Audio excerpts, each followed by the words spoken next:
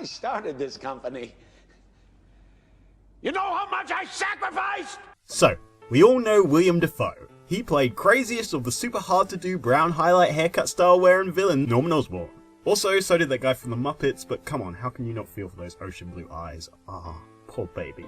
Anyway, if you have seen the 2002 film, you know that before Pineapple Express's James Franco donned the Mighty Morphin Tommy Oliver green suit, Stormin' Norman gives himself a nip and tuck that would make the Nutcracker cry. This was how the character was originally dispatched in the comic books. Far be it a little higher up, and shortly after that bad thing happened with the girlfriend that was covered in Amazing Spider-Man 2. Honestly, when they do this yet again in the MCU continuity, can they just get it right this time? It's a complete crime that after all these years, all these actors, we still haven't seen them give Norman or Harry Osborn those weird haircuts. I mean, all that CGI and money at their disposal, come on guys, the third time has to be the charm. Priorities, people.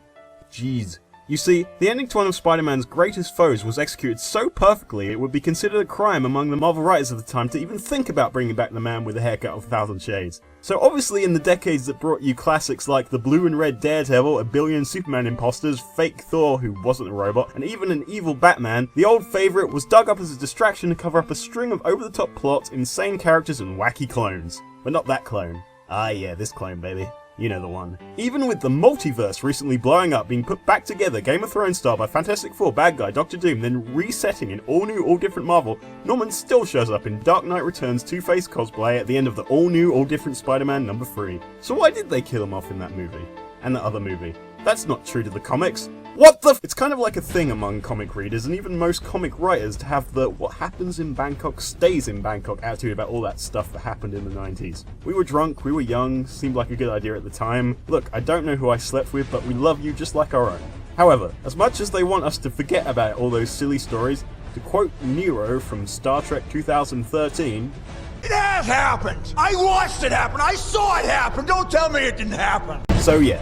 Despite Norman doing some pretty cool things since his resurrection, I mean his not actually being dead thing, most people who have adapted the material since have rightfully skipped over the little cloning adventure details, leaving Osborn Sr. either momentarily inconvenienced in another dimension, in some place off screen where he is not to be seen, or just plain simply killed off forever. I mean, who knows? If Sony had continued to make movies, maybe we'd have seen them put Andrew Garfield in a weird wig or something. That guy from the Muppets was secretly alive and doing something with the room and the doors, but screw it, Marvel got Spider-Man back, so yay. At any rate, the character of Norman Osborn has always been a big deal before and after he took a glider to the spleen. Running billion-dollar companies, dressing up as Iron Man, making his own team of Avengers, dressing up as Green Goblin, dressing up as Green Goblin as Iron Man, running S.H.I.E.L.D., chasing weirdly young blonde tail, and of course good old-fashioned satanic cult. One of his favourite hobbies, however, includes screwing with poor photographer Peter Parker, who as we all know is the dude Kaine was cloned from. Actually, as history would summarise, Norman is the entire comic canon reason for why Kaine exists in the 616 universe.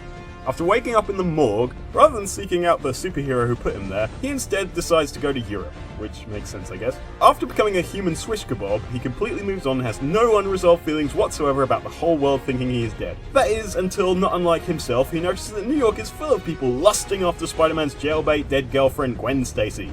Who cares if he dropped her off a bridge and she snapped like a twig? I mean, life is just a series of hurdles and you just gotta climb over. So, Norman goes to the best person to throw money at in order to mess with the head of that 25-year-old guy who just happened to be there when Norman flew that bat thing into his own chest. Peter's college professor, Miles Warren. But how did Norman communicate when he was sipping drinks in the sun on some nude beach in Paris, I assume?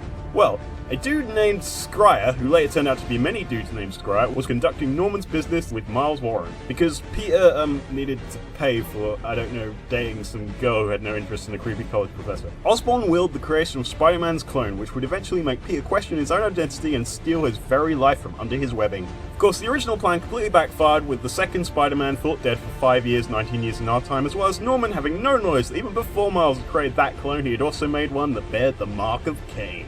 So the next time you lose a girl to a friend, boss, or creepy 300-year-old dude that teaches you biology on one of those part-time courses you do when you get out of school and you don't know what else to do with your life, maybe take a page from the Book of Norman Osborn to use that old chestnut of cloning your enemy to get your dastardly revenge.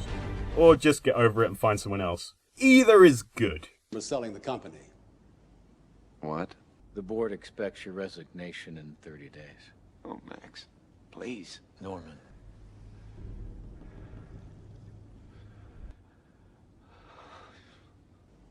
What?